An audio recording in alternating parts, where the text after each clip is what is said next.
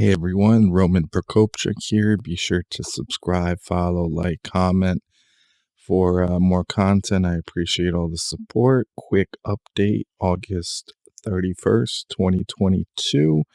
Ukrainian forces confirm new strikes on 3 bridges in Kherson region. Ukrainian forces use dummy HIMARS to lure Russian missiles. Hunger riot takes place in Mariupol due to a lack of humanitarian aid. IAEA convoy sets off towards Ukraine's Zaporizhzhia nuclear plant.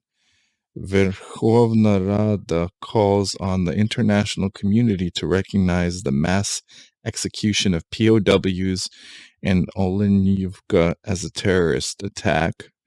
Borrell, EU ready to continue supporting Ukraine as long as and as much as needed.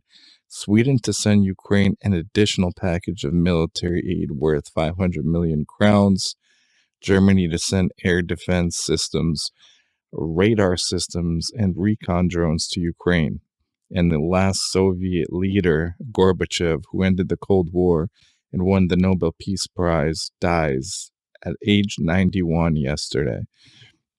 So, obviously, in the Kherson region, any bridges left standing at this point are badly damaged or are completely being taken out.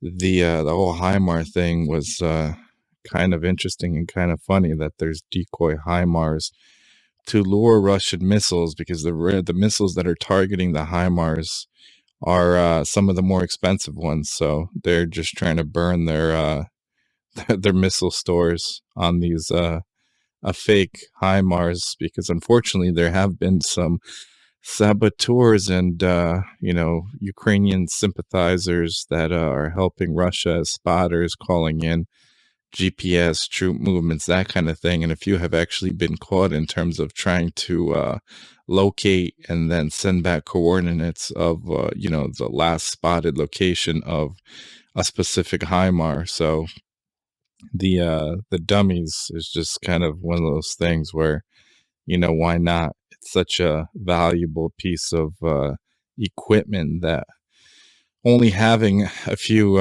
potential dummy HIMARS to maybe take out some of those missiles are helpful.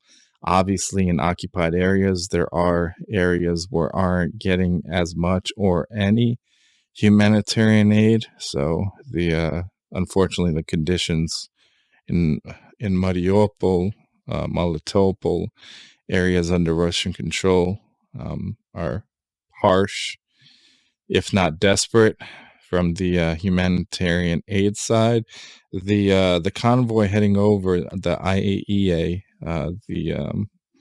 the watchdog, or like the observers in terms of nuclear energy, to the Zaporizhzhia nuclear plant. The Ukraine has been asking for a ceasefire to let them get there. So it's going to be interesting what Russia does. If Russia for some reason open fires on these EU or EA convoy or convoys, what the global response to that would be. I don't think they're stupid enough to do that, but you never know. And obviously, Sweden and the Baltic states have and the Scandinavian countries have been great supporters of Ukraine and this war in terms of aid. And obviously that continues with this 500 million crown package. Germany, providing these air defense systems, radar systems, and recon drones to Ukraine. I'll see it, I'll believe it when I see it, because, they've said they're going to provide lethal aid, non-lethal aid, and it hasn't really been trickling that much. They have been kind of playing both sides. Germany for the past several years, and the years of Merkel, have kind of sold themselves out to Russia in terms of Russia being the global gas station, and we're heavily dependent on Russian oil. So there's still that kind of tie. Hopefully they're slowly breaking it and that mindset is changing. But when they come, then they come. If it's confirmed, then it's confirmed. And obviously Gorbachev passed away yesterday, the 30th.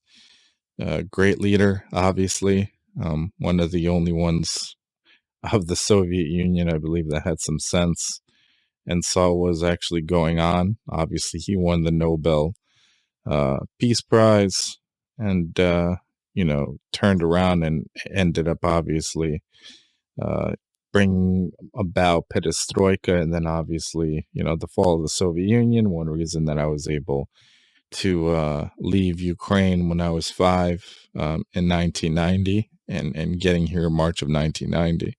So he passed away at 91. These are just some of the highlights of the 31st of August and late 30th August. Thank you for tuning in. I appreciate it. More content to come. Slava Bohu, Slava Ukraini, Slava Nazi. God bless.